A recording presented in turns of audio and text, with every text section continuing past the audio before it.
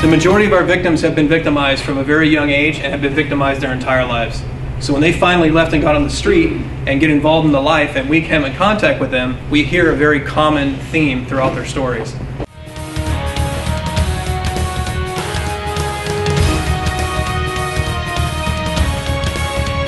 Look at the relationship between peer victimization and intrafamilial child maltreatment, because there's been some recent research that came out just last year looking at the seriousness of peer victimization when you stack it up against child maltreatment, and I think it may surprise a lot of you here.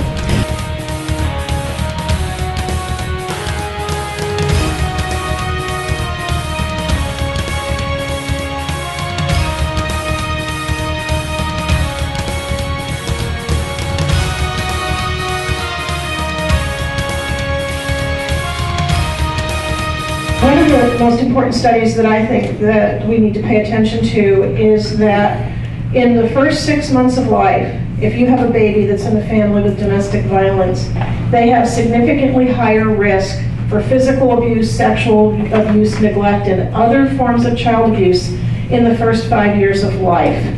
It's a very critical risk factor.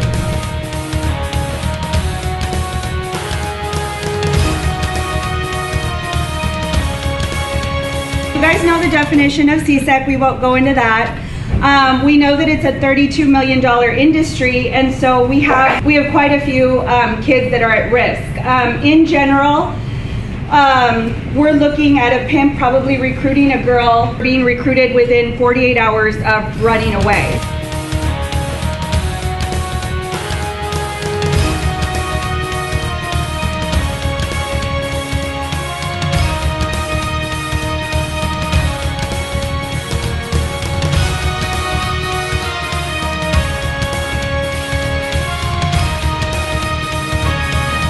Under the law, anyone that's like traditional dating relationship, married, shares a child, that falls under domestic violence. But also child abuse falls under that, and elderly abuse. So really anything that's like a family kind of relationship within 2 degrees.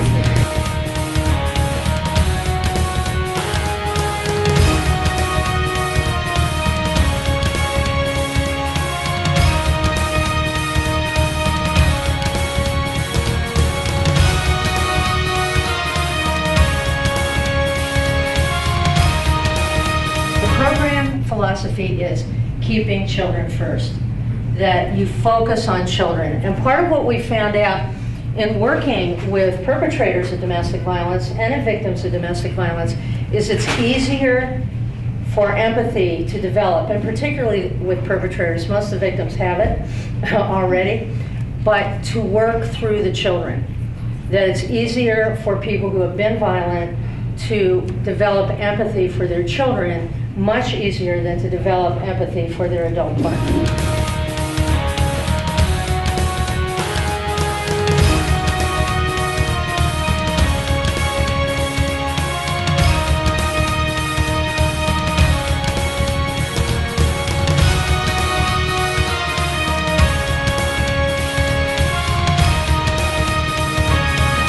We need to be creating a nervous system change, a brain change is what we need to be facilitating in order for anything else from outside of them to give them any comfort or for them to even be able to access, right? They've got to mobilize.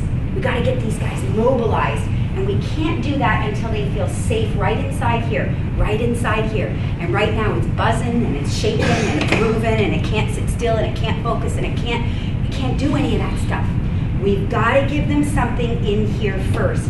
We can't do that with our words. It's over, guys. The old paradigm is the old paradigm. It doesn't work.